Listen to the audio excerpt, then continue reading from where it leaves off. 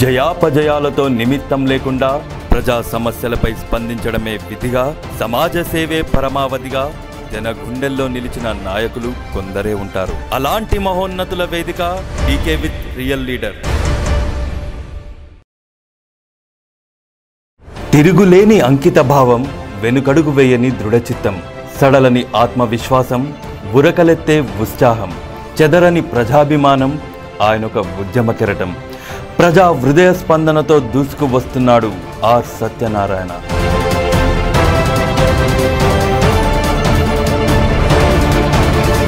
TRS పార్టీ politburo సభ్యుడిగా, రాష్ట్ర కార్యదర్శిగా, ఉమ్మడి మెదక్ జిల్లా అధ్యక్షుడిగా సేవలందించిన నేత ఈ వారం మన రియల్ లీడర్ ఆర్ సత్యనారాయణ. 6 ఏళ్ల ఎమ్మెల్సీ పదవిని తెలంగాణ కోసం 9 నెలలకే తృణప్రాయంగా వదిలేసి ప్రజల హృదయాల్లో నిలిచిన ఉద్యమ నేత మీకోసం ఈ వారం మాజీ ఎమ్మెల్సీ ఆర్ సత్యనారాయణ.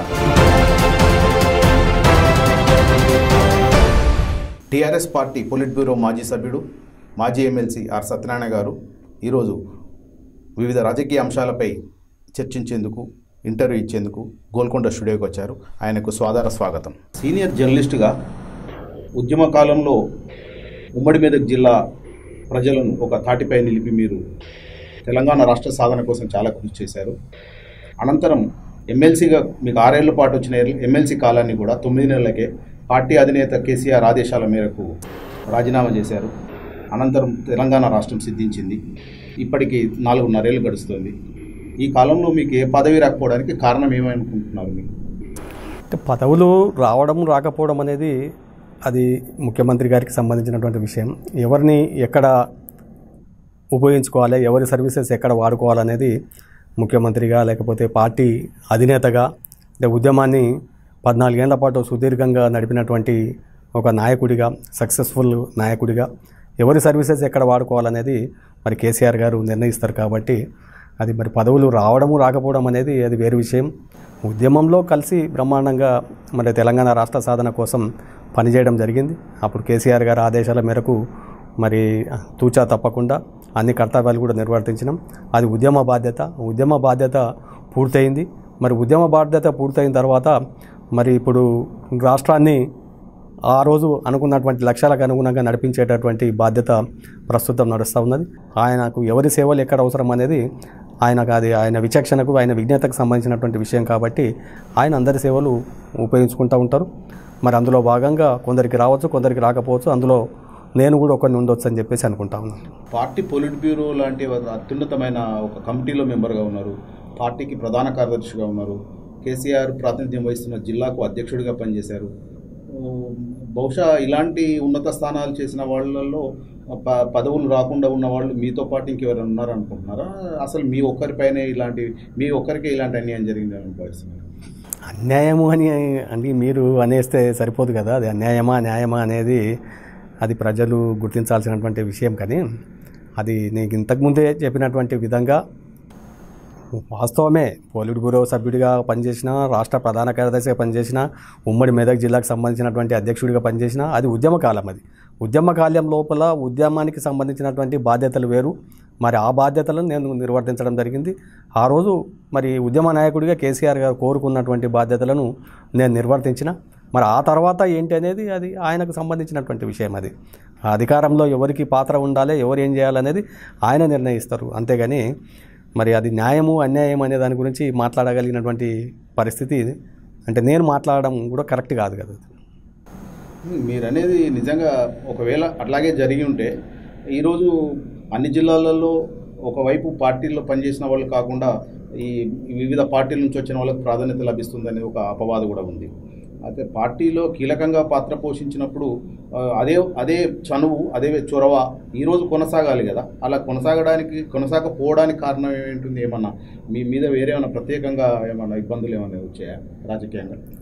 అంటే పరిపాలనాపరమైన, అంటే నేను అనుకోవడం ఏంటంటే ఒక జర్నలిస్ట్గా నాకు ఉండేటటువంటి అభిప్రాయాల ప్రకారం, మరి నేను నా అంచనాల ప్రకారంగా నేనేమనుకుంటున్నా అంటే పరిపాలనాపరమైనటువంటి అనుభవాలు ఉన్నటువంటి వాళ్లకు మరి ఆయన ప్రాధాన్యత ఇచ్చి ఉంటాడు. అంటే గతంలో కాంగ్రెస్లో కావచ్చు, లేకపోతే తెలుగుదేశం పార్టీలో కానీ మరి పనిచేసి వాళ్లకు అధికారంలో పరిపాలనలో అనుభవం ఉన్నటువంటి వ్యక్తులు కాబట్టి పరిపాలన సాఫీగా మరి చక్కగా సాగాలని చెప్పేసి అనుకుంటే వారి అనుభవం ఉపయోగపడుతుందని చెప్పి కూడా ముఖ్యమంత్రి గారు అనుకొని ఉండొచ్చు.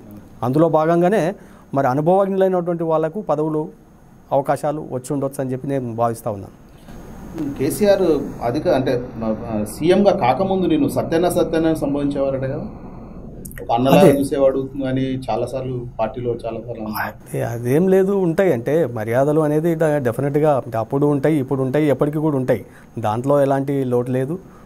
డెఫినెట్గా కేసీఆర్ గారు అందరినీ గౌరవిస్తారు, నన్ను కూడా గౌరవిస్తారు. అప్పుడు గౌరవించారు, ఇప్పుడు కూడా గౌరవిస్తున్నారు.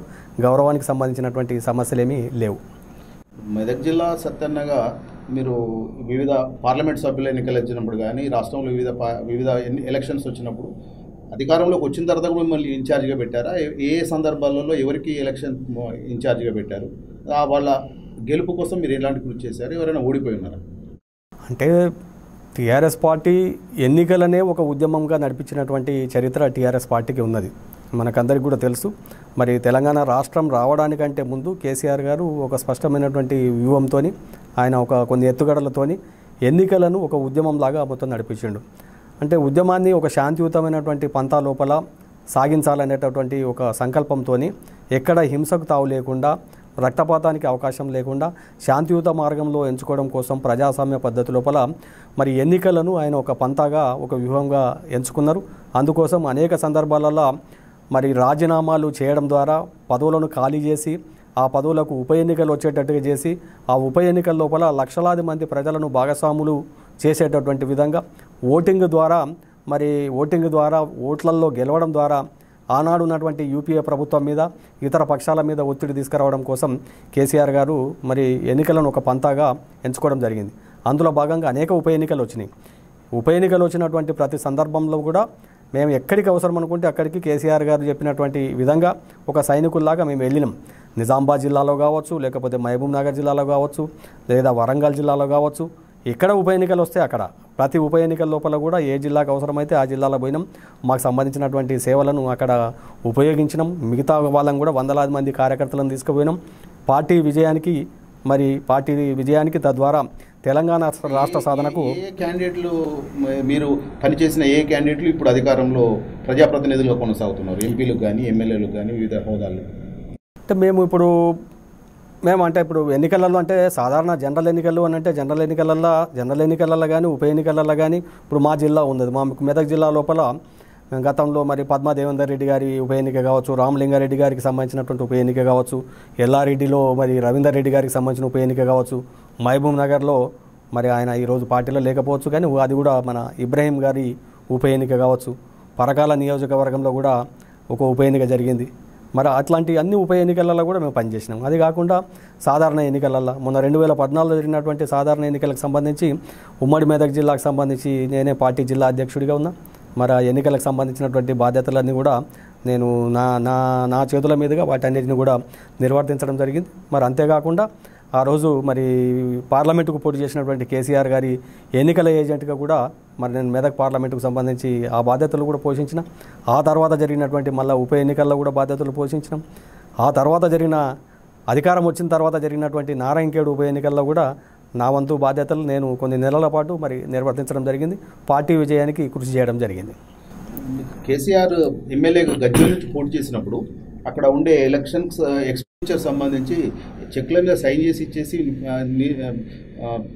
కార్యక్రమాలను నిర్వహించుకోవడానికి మీకు అధికారం ఇచ్చారని తెలిసింది.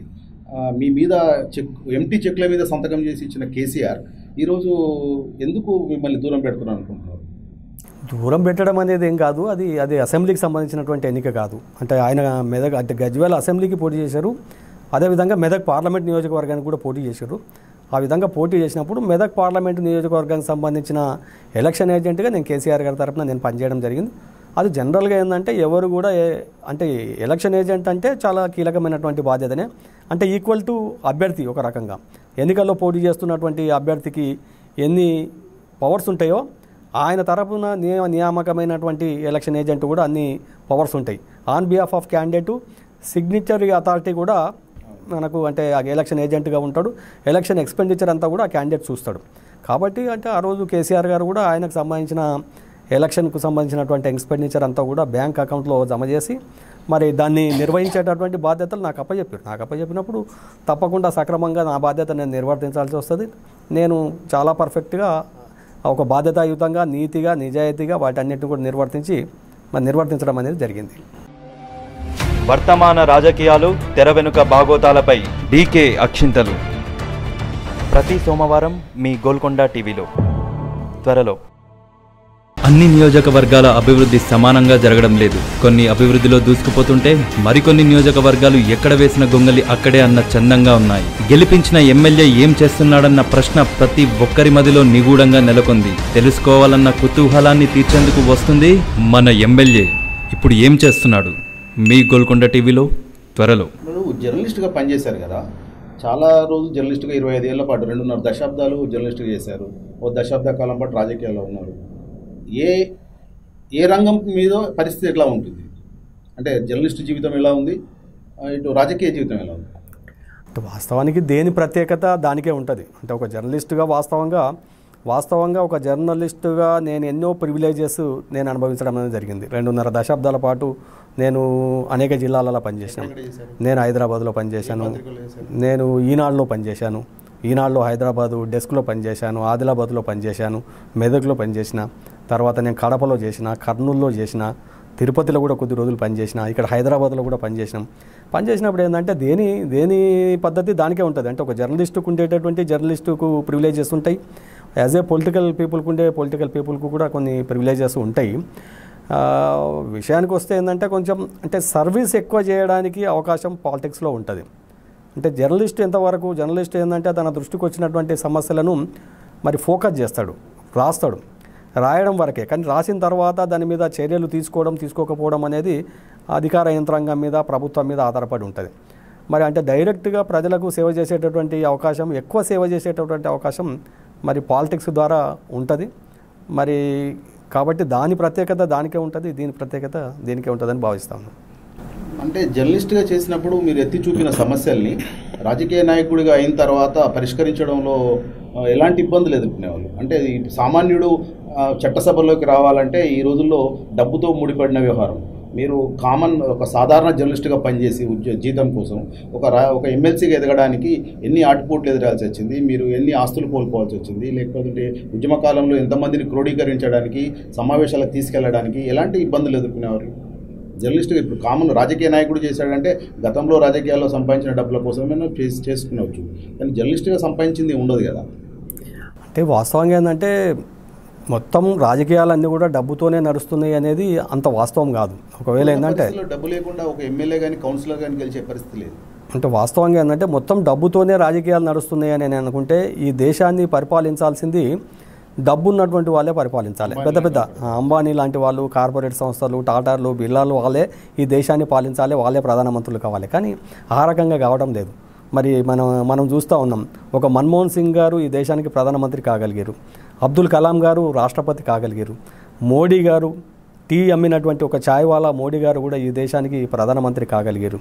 అంటే డబ్బు ప్రాధాన్యత లేదని చెప్పేసి అనడం లేదు. డబ్బు తప్పకుండా ఎన్నికల్లో అవసరమే, కానీ డబ్బే ఎన్నికలను శాసిస్తుందని చెప్పేసి మాత్రం నేను అనుకోవడం లేదు. ఎదుర్కొన్న ఇబ్బందులు ఏంటి? ఆర్థికంగా లేకుండా జర్నలిస్ట్ ఫీల్డ్కి వెళ్ళి వచ్చిన వాళ్ళు రాష్ట్రంలో చాలా తక్కువ మంది ఉన్నారు. రామలింగారెడ్డి ఒకరు ఉన్నారు, తర్వాత మీరే ఉన్నారు. ఆయన 2 సార్లు ఎన్నికలు, మీరు ఎమ్మెల్సీగా వచ్చారు. ఒక జర్నలిజం నుంచి ఒక ఎమ్మెల్యేగా కానీ ఒక ఎమ్మెల్సీగా కానీ ఎన్నికైన వాళ్ళల్లో రాష్ట్రంలో వేళ్ల మీద లెక్క పెట్టవచ్చు. ఇప్పటి వరకు లెక్కేస్తే ఆంధ్ర పరిస్థితిని తెలిస్తే తెలంగాణలో మరీ దారుణంగా ఇప్పటివరకు 1-2 తక్కువ ఎక్కువ లేదు, కనబడలేదు. ఈ సందర్భంగా ఆర్థికంగా నిలదొక్కుకోవడం అనేది ఒక సమస్య. మరి దీన్ని మీరు ఒక సాధారణ జర్నలిస్ట్ వచ్చి రాజకీయాల్లో నిలదొక్కున్నాడని ఒక రాజకీయ కుట్రేమన్నా జరిగి ఉంటుంది అనుకుంటున్నారా మీరు? అలాంటిదేమీ ఉంటుంది, కానీ దీంట్లో అంటే రాజకీయం అంటే వాస్తవంగా ఏంటంటే ప్రాధాన్యత డబ్బుకు ఉంటుంది. ఇప్పుడు నేను ఎమ్మెల్సీగా కంటెస్ట్ చేయడము గెలవడము అనేది అంత ఈజీగా జరిగినటువంటి వ్యవహారం ఏం కాదు. వాస్తవానికి డబ్బులు అవసరం ఉన్నాయా అంటే కంపల్సరీగా మనం అడుగు తీసి అడుగేస్తే డబ్బులు అవసరమే తప్పకుండా. కానీ మరి ఆ రోజు నేనంటే ఎమ్మెల్సీగా కంటెస్ట్ చేసినటువంటి కాలం లోపల అంటే నేను రియల్ ఎస్టేట్లో సంపాదించినటువంటి కొన్ని భూములు వాటన్నిటిని కూడా మొత్తం నేను అమ్ముకొని ఎన్నికల్లో పోటీ చేయడం జరిగింది. మరి ఆ రోజు తెలంగాణ ఉద్యమ ప్రభావం వల్ల కేసీఆర్ గారి మద్దతు, అదేవిధంగా మరి వివిధ ఉపాధ్యాయ సంఘాలు, ముఖ్యంగా వామపక్ష భావజాలంతో కూడుకున్నటువంటి ఉపాధ్యాయ సంఘాలు, ఏపీటీఎఫ్ కావచ్చు, ఆ రోజు డిటిఎఫ్ కావచ్చు, అదేవిధంగా టీఎన్జిఓలకు సంబంధించినటువంటి యూనియన్, రాష్ట్ర స్థాయి టీఎన్జిఓల యూనియన్ కావచ్చు, ఇలాంటి జర్నలిస్ట్ యూనియన్, ఇలాంటి అన్ని యూనియన్ల సహకారం వల్ల ఆ రోజు నేను తెలంగాణ ఉద్యమ ప్రభావం వల్ల మరి ఎమ్మెల్సీగా గెలవడం జరిగింది. అంటే డబ్బు ప్రభావం లేదా అంటే ఉన్నది తప్పకుండా. ఆ రోజు ఎన్నికల్లో పోటీ చేసినటువంటి వాళ్ళు కోట్లాది రూపాయలు దీంట్లో వాళ్ళు ఖర్చు చేశారు. వాళ్ళతో కంపేర్ చేసి చూసినప్పుడు నేను ఖర్చు పెట్టింది చాలా తక్కువ, కానీ అది నా స్థాయికి నాకు చాలా ఎక్కువ. కానీ అయినప్పటికీ నేను రియల్ ఎస్టేట్లో సంపాదించుకున్నటువంటి కొన్ని భూములు అమ్ముకొని ఆ రోజు ఎన్నికల్లో పోటీ చేయడం జరిగింది. మరి పోటీ చేసి ప్రజల ఆశీస్సుల వల్ల, ఆ రోజు తెలంగాణ ఉద్యమ ఆశీస్సులు, కేసీఆర్ గారి ఆశీస్సులు, అదేవిధంగా వామపక్ష భావాలు కలిగినటువంటి వివిధ సంఘాలకు సంబంధించిన ఆశీస్సుల వల్ల గెలవడం జరిగింది. కష్టపడి సంపాదించిన డబ్బులన్నీ కూడా ఎమ్మెల్సీ కోసం దారవోసి పార్టీ అధిష్టాన వర్గం రాజీనామా చేయడం కానీ అంతకుముందు వైఎస్ రాజశేఖర రెడ్డి కూడా మీకు ఒక ఆఫర్ ఇచ్చారు అనే విషయం తెలిసింది. అసలు మీరు పార్టీకి నిబద్ధతతో పనిచేసిన విషయం కేసీఆర్ తెలియదా? కేసీఆర్ గారికి అంటే ఎవరు నిబద్ధతతో పనిచేశారు, ఎవరేం చేశారు అనేది కేసీఆర్ గారికి తెలియదని చెప్పేసి నేను అనుకోవడం లేదు. డెఫినెట్గా రాజశేఖర్ లాంటి వాళ్ళు ఎమ్మెల్సీగా ఉన్నప్పుడు ఆఫర్ ఇచ్చిన విషయం ఓపెన్గా పత్రికలలో వచ్చింది. మరి దానికి ఒక 50 కోట్లను మీరు కాదనుకొని ఉద్యమంలో పనిచేసిన మీకు 6 నెలల్లో 9 నెలల్లో రిజైన్ చేసిన తర్వాత ఏ పోస్టు కట్టబెట్టడానికి అసలు కారణం ఏమిటంటే, అంటే రాజశేఖర్ రెడ్డి గారు ఇలాంటి వాళ్ళు తెలంగాణను వ్యతిరేకించారు. బద్ద వ్యతిరేకిగా రాజశేఖర్ రెడ్డి గారు ఉండిరి. తెలంగాణను ఏదో ఒక విధంగా అడ్డుకోవాలనేటటువంటి ప్రయత్నం అతను చేసిండు. ఆ రోజు కేసీఆర్ గారు 2008 లోపల మరి కాంగ్రెస్ పార్టీ పలానా డేట్ వరకు మరి తెలంగాణ రాష్ట్రం మీద సానుకూలమైనటువంటి నిర్ణయం తీసుకోకపోయినట్టయితే మేము మా ప్రజాప్రతినిధులం అందరం కూడా రాజీనామా చేస్తామని చెప్పేసి 2008లో కేసీఆర్ గారు మరి బాహాటంగా ప్రకటించడం జరిగింది. ప్రకటించిన తర్వాత మరి అంటే ఒక 15 రోజులు గడువు ఇచ్చారు. కానీ ఆ 15 రోజుల లోపల ఎలాంటి స్పందన ఆ రోజు ఉన్నటువంటి యూపీఏ నుంచి రాలేదు. ఇక రాని సందర్భం లోపల తప్పకుండా రాజీనామా చేయాల్సినటువంటి అవసరం ఉండింది. మరి ఆ సందర్భం లోపల ముఖ్యమంత్రిగా ఉన్నటువంటి రాజశేఖర రెడ్డి గారు మరి అనేక మందిని అనేక రకాల ప్రలోభాలకు గురి చేసినటువంటి పరిస్థితి ఉంది. ప్రలోభాలకు ఉండేవాడు. ప్రధాన శత్రువు కూడా అతనే కదా ఆ రోజు కానీ ఈ రోజు కానీ టీఆర్ఎస్ కి. జగ్గారెడ్డికి మాకు వ్యక్తిగతంగా ఎలాంటి శత్రుత్వం ఏం లేదు. వ్యక్తులుగా ఆయన తెలంగాణకు శత్రువు తప్ప మాకు వ్యక్తిగతమైనటువంటి శత్రువు కాదు. ఆయనకు మాకు ఎలాంటి శత్రుత్వాలు కానీ అట్లాంటివి ఏం లేవు. సంగారెడ్డి వీధుల్లో ధర్నాలు చేసినప్పుడు దాడులు చేశాడు కదా. దాడులు చేశారు ఆయన. అంటే ఆయన ఒక సంగారెడ్డికి సంబంధించినటువంటి తెలంగాణ వాదులకే శత్రువు కాదు. తెలంగాణ వ్యాప్తంగా ఉన్నటువంటి తెలంగాణ వాదులు ఎవరైతే ఉన్నారో వాళ్ళందరికీ కూడా ఆయన ఒక శత్రువుగా, ఆయన ఒక విలన్గా, తెలంగాణ విలన్గా అతను చలామయ్యాడు. ఆ రోజు ఉన్నటువంటి ముఖ్యమంత్రులు రాజశేఖర రెడ్డి గారు కావచ్చు, లేకపోతే రోషయ్య గారు, కిరణ్ కుమార్ రెడ్డి గారు, వాళ్ళ అండదండలతో అతను చెలరేగిపోయిండు. తెలంగాణ విలన్గా అతను చలామయ్యాడు. తెలంగాణకు బద్ద వ్యతిరేకిగా ఉంటూ ఒక రకంగా సంగారెడ్డికి అతను బాగా మచ్చ తెచ్చిండు. సంగారెడ్డి అంటేనే ఒక తెలంగాణ ద్రోహుల అడ్డా అనేటటువంటి ఒక భావన వచ్చింది. మేము ఎక్కడన్నా బయటకు పోయినప్పుడు కూడా మీది ఎక్కడంటే సంగారెడ్డి అంటే ఓహో సంగారెడ్డి అని చెప్పేసి నవ్వేవాళ్ళు పబ్లిక్. అంటే సంగారెడ్డిలో ఇలాంటి వ్యక్తులు ఉంటారు, తెలంగాణ ద్రోహులు ఉంటారు, తెలంగాణకు వ్యతిరేకించేటటువంటి వ్యక్తులు ఉంటారు అనేటటువంటి ఒక చులకన భావం, ఒక అసహ్యపూరితమైనటువంటి భావం మరి బయట ప్రజలకు ఉండేటటువంటి విధంగా మరి జగ్గారెడ్డి ఆ రోజు చేయడం జరిగింది. రాజశేఖర రెడ్డి గారు కూడా మమ్మల్ని అంతా కూడా ప్రలోభ పెట్టేటటువంటి ప్రయత్నం చేసిండు. నన్ను కూడా ప్రలోభ పెట్టేటటువంటి ప్రయత్నం చేసిండు. రాజీనామా చేయకుండా ఉంటే కొన్ని కోట్లు ఇస్తామని చెప్పేసి ఆ రోజు ప్రలోభ పెట్టినటువంటి పరిస్థితి. కానీ మేము తెలంగాణకే కట్టుబడి ఉన్నాం. తెలంగాణ కోసం నీతి నిజాయితీగా ఒక అంకితభావంతో తప్పకుండా దానికోసమే ఉంటామని చెప్పినాం. ఒక స్థాయిలో మేము బిచ్చమెత్తుకున్నా పర్వాలేదు, కానీ తెలంగాణ నుంచి పక్కకు జరిగేటటువంటి పరిస్థితి లేదనేటటువంటి విషయం రాజశేఖర రెడ్డి గారి తరఫున వచ్చినటువంటి మధ్యవర్తులు ఎవరైతే ఉన్నారో వాళ్ళందరికీ కరాఖండిగా ముఖం మీదనే చెప్పేయడం అనేది జరిగింది. కేసీఆర్కు చెల్లెగా కుడిభుజంగా ఉండే విజయశాంతి మెదక్ నుంచి పోటీ చేసినప్పుడు మిమ్మల్ని పార్టీ ఇన్ఛార్జిగా పెట్టారట కదా, అందులో ఏమన్నా అక్రమాలు జరిగినాయనే ప్రచారం కొన్నాళ్ళ పాటు వచ్చింది, ఏమన్నా ఉన్నాయా? విజయశాంతి గారు వాస్తవంగా ఏంటంటే ఆ రోజు అది 2009లో జరిగినటువంటి ఎన్నికకు సంబంధించినటువంటి వ్యవహారం. 2009లో వాస్తవంగా మెదక్ నుంచి కేసీఆర్ గారు పార్లమెంటుకు పోటీ చేయాల్సినటువంటి అవసరం ఉండింది. కేసీఆర్ గారు పోటీ చేయాలనుకున్నారు. కానీ విజయశాంతి అప్పుడే పార్టీలోకి వచ్చినటువంటి విజయశాంతి గారు మరి కేసీఆర్ గారి మీద తీవ్రమైనటువంటి ఒత్తిడి తెచ్చి మెదక్ సీటు తనకు కావాలని చెప్పేసి ఒత్తిడి తెచ్చారు. ఆ ఒత్తిడికి మరి కేసీఆర్ గారు కూడా తలొగ్గి టికెట్ ఆమెకి ఇవ్వడం జరిగింది. మరి అదే టైం లోపల వాస్తవంగా నాకు సంగారెడ్డి టికెట్ నాకు రావాల్సింది. ఎందుకంటే నేను అప్పటికి తెలంగాణ కోసం కేసీఆర్ గారి ఆదేశాల మేరకు మీరు డబ్బులు లేవని రిజెక్ట్ చేశారంటున్నారు, నిజమేనా? సంగారెడ్డి నుంచి నేను రిజెక్ట్ చేయడం ఏంది, సంగారెడ్డి కేంద్రంగానే నేను పనిచేసిన, సంగారెడ్డిలోనే పనిచేసిన, సంగారెడ్డి కేంద్రంగానే పనిచేసిన.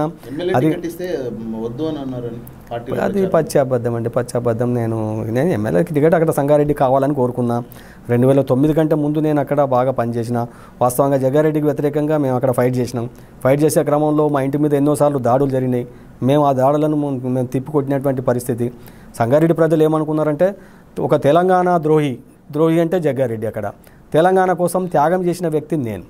మరి అంటే ఒక తెలంగాణ ద్రోహికి ఒక తెలంగాణ త్యాగికి మధ్యన పోటీ జరుగుతుందని చెప్పేసి సంగారెడ్డి ప్రజలు అనుకున్నారు. కానీ మరి పార్టీ నాకు అవకాశం ఇవ్వలేదు. నాకు కారణం ఏమనేది పార్టీకి సంబంధించిన పార్టీ వాళ్ళు నేను అడగలేదు, వాళ్ళు నాకు చెప్పలేదు, నాకు అవకాశం ఇవ్వలేదు. నాకు ఇవ్వకపోయినా నేను పార్టీకి లాయల్గా ఉన్నా. ఆనాటి ఎన్నికల లోపల 2009 ఎన్నికల లోపల విజయశాంతి గారికి సంబంధించినటువంటి ఎన్నికల బాధ్యతలు సంగారెడ్డి నియోజకవర్గ పరిధి లోపల నేనే నిర్వర్తించడం జరిగింది.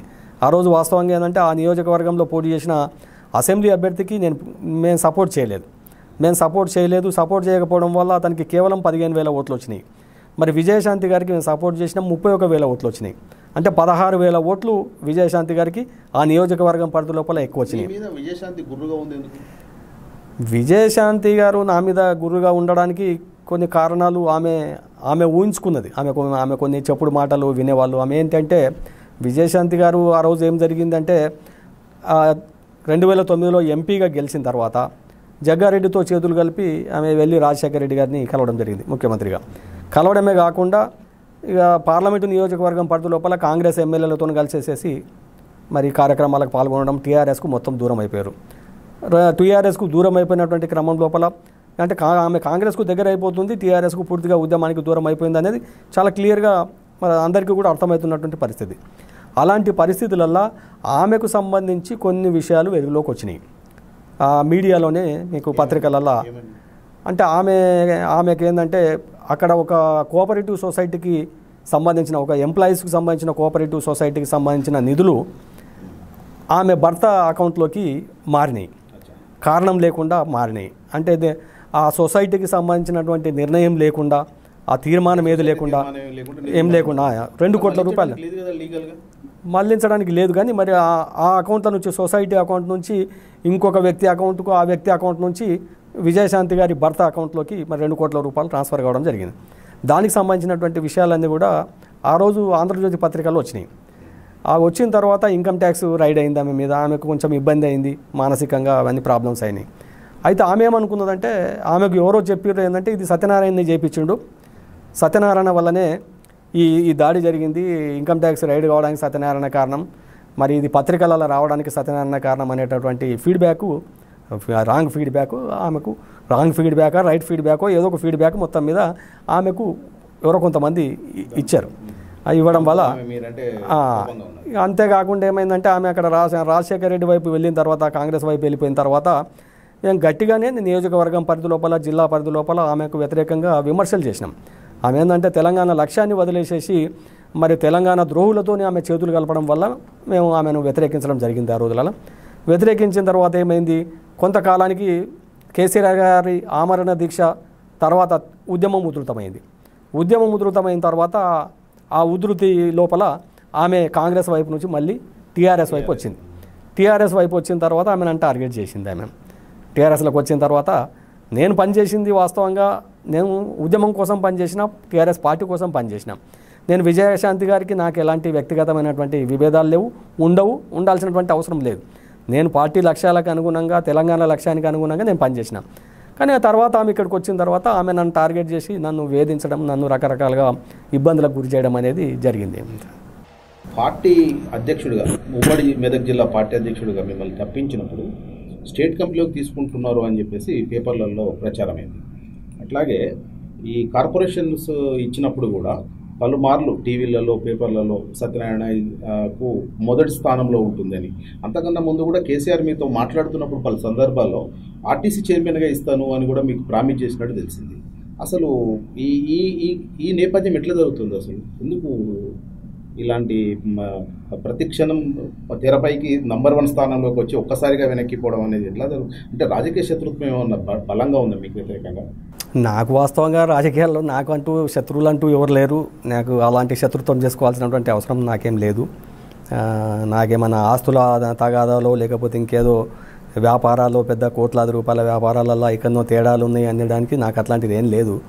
నేనంటే నా బ్యాక్గ్రౌండ్ ఏంటో మీకు తెలుసు. నేను ఒక జర్నలిస్ట్ బ్యాక్గ్రౌండ్ నుంచి వచ్చినటువంటి వాడిని. నేను చాడీలు చెప్పడం నాకు అలవాట్లేదు. ఎవరి మీద కంప్లైంట్ చేయడం నాకు అలవాట్లేదు.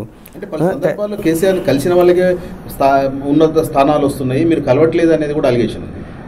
అట్లా ఏం కాదు, కలవకపోవడం అనేది ఏముంటుంది. కేసీఆర్ గారు ఇప్పుడు ఆయన అధినాయకుడు. ఆయన ఎవరిని కావాలనుకుంటే ఆయన పిలుచుకుంటాడు, ఎవరిని కావాలనుకుంటే వాళ్ళని పిలుచుకుంటాడు, మాట్లాడుకుంటారు. ఉండకపోవచ్చు కదా డెఫినెట్గా. ఇప్పుడు ఒక ముఖ్యమంత్రిగా పార్టీ అధినేతగా ఆయనకు ఎన్నో బాధ్యతలు ఉంటాయి. ఈ రాష్ట్రాన్ని మరి సాధించుకున్నటువంటి రాష్ట్రాన్ని అన్ని రంగాలలో అభివృద్ధి చేయాల్సినటువంటి బాధ్యత ఆయన మీద ఉంటుంది.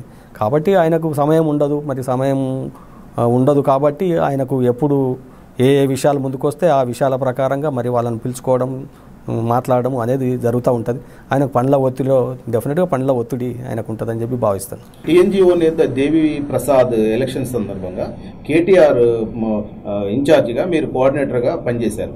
అది ఓటమి పాలయ్యాడు. అదేమన్నా మీకు కేటీఆర్కు మీకు మధ్యలో గ్యాప్ ఏమైనా పెంచిందా?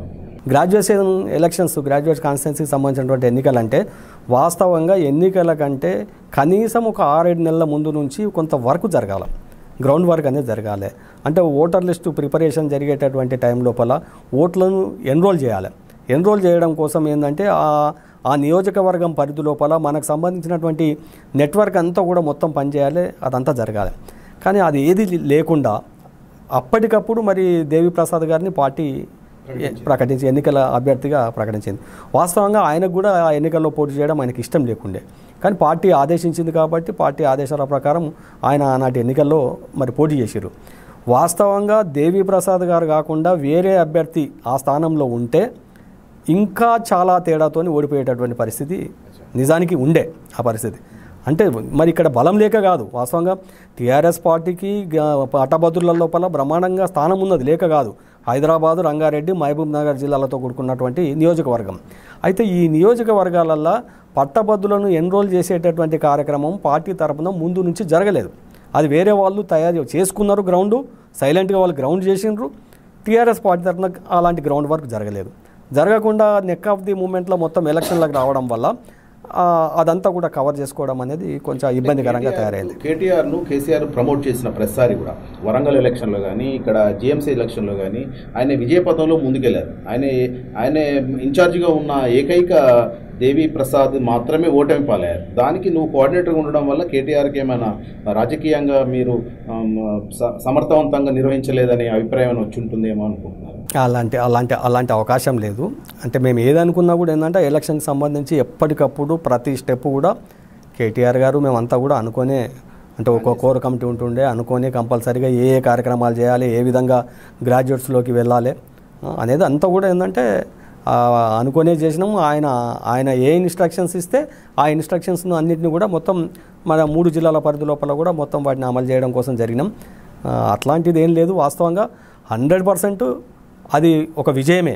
ఎందుకంటే అంత తక్కువ పీరియడ్ లోపల అక్కడి దాకా మొత్తం రావడం అనేది కంపల్సరీగా అది ఒక విజయమే అని చెప్పి నేను భావిస్తాను.